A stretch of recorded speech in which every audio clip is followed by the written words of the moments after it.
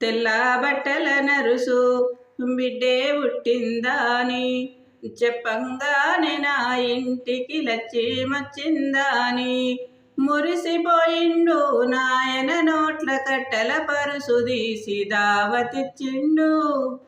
పసిపానం ఎదగాలని కసిగా పని చేసి నాయన నన్ను పెంచిండు.